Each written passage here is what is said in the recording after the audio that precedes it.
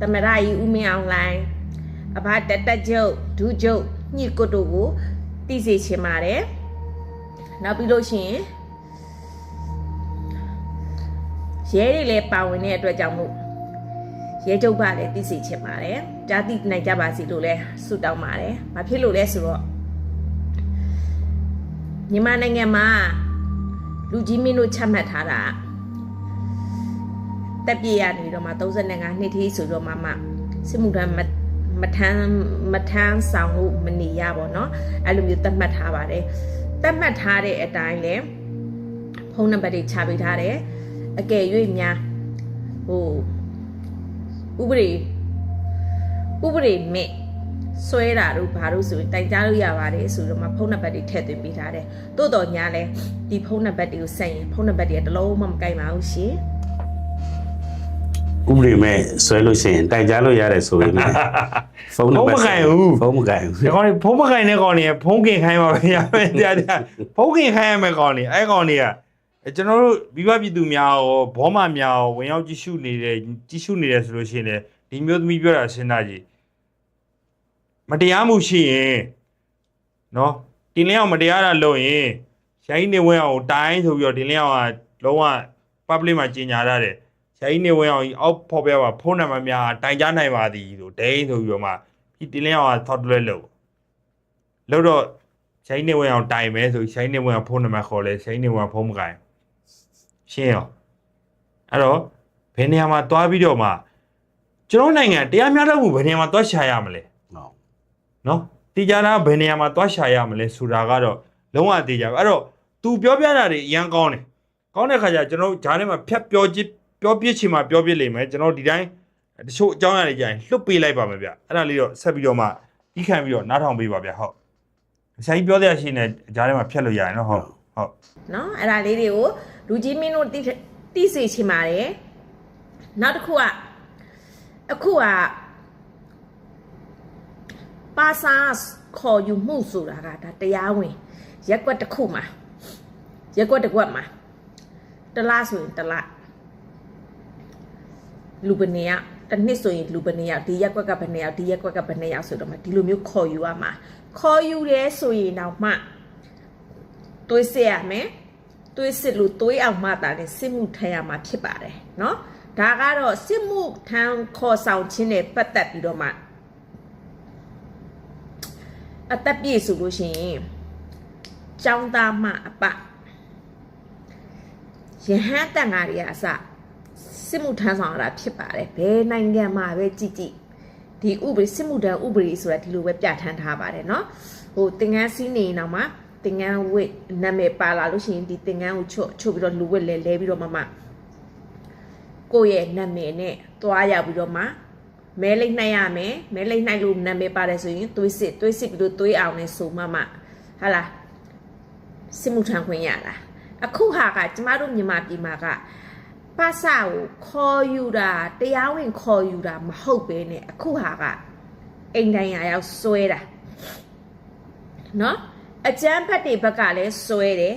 ကိုယ့်ဘက်ကလည်းဆွဲတယ်ဆိုတော့ကျမတို့ပြည်သူလူထုတွေက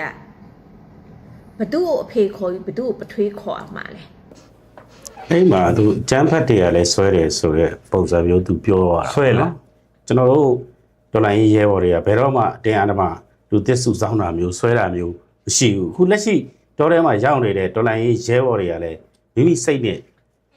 တ်ပါမှတာလေ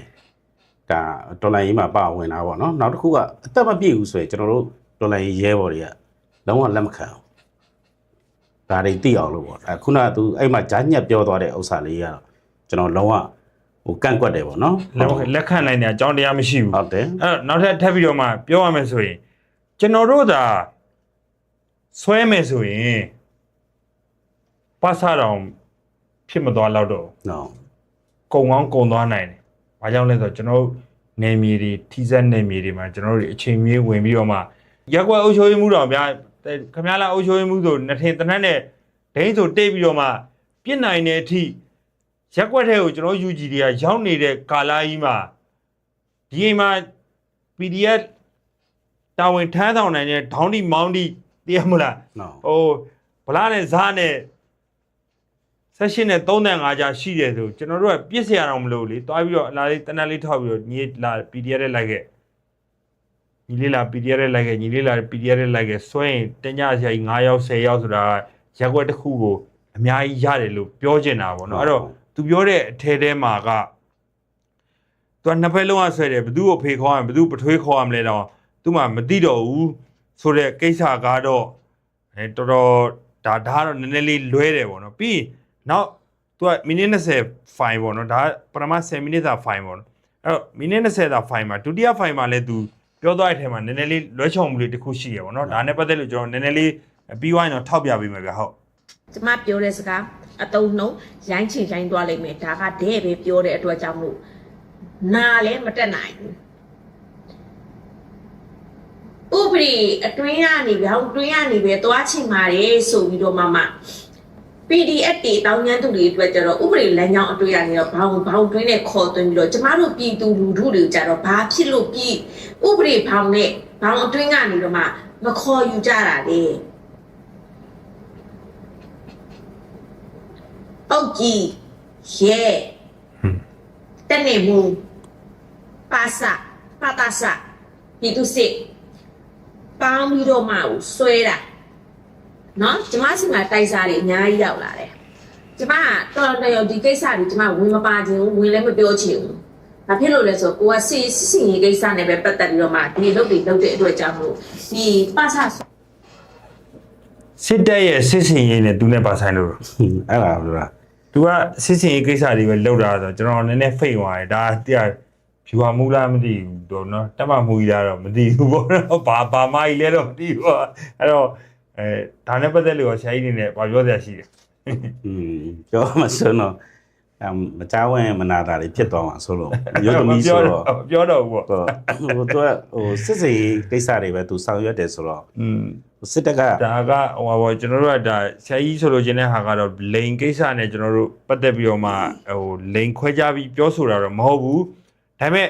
စစ်တပ်ထဲမှာမျိုးသမီးတွေဒီလိုဝင်ပြီးတော့မှစစ်စင်ရေးတွေဝင်ပြီးဆောင်ရွက်နေတယ်ဆိုတာမရှိဘူးလို့ပြောချင်တာဟုတ်အဲ့တော့ဟိုဖြစ်သွားမှာဆိုလို့ပေါ့နော်တချို့ကျတော့နားလည်မှုလေးလွဲသွားမှာစိုးလို့ပါဗျာဟုတ်နည်းနည်းပြောပြပါအောင်ဆရာကြီးသူကဒီအမျိုးသမီးရဲ့စစ်စေးကိစ္စတွေပဲလုပ်တယ်တော်ရုံတန်ရုံကိစ္စတွေသူမလုပ်ဘူးဆိုတော့တော်တော်လေးကိုစစ်စေးရေးမှာဟိုစစ်တပ်ရဲ့စစ်စေးရေးမှာသူကတော်တော်ကြီးမယ်လေတော်တော်ကြီးမယ်ထင်တယ်ဘာလို့ကြီးလက်နှစ်ဝါလောက်တော့ကြီးပါ